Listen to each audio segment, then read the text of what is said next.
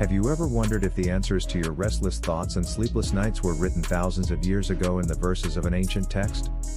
What if the chaos of modern life could be soothed not by technology, but by the same wisdom that guided sages meditating under Bodhi trees, warriors preparing for battle in the Mahabharata, or seekers journeying toward enlightenment?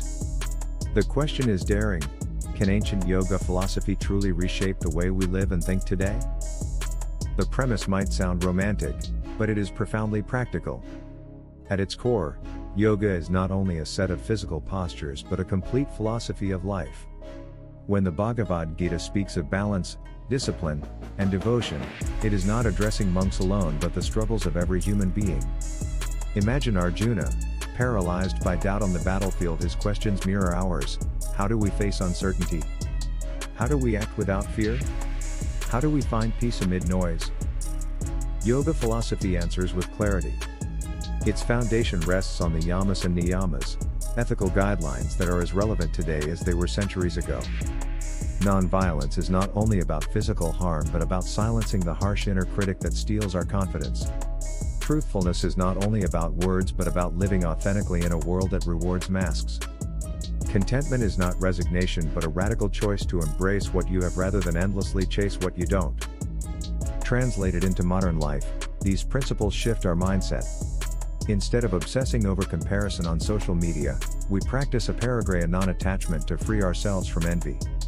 Instead of drowning in endless consumerism, we turn to santosha contentment, and suddenly, gratitude becomes the lens through which we see the world.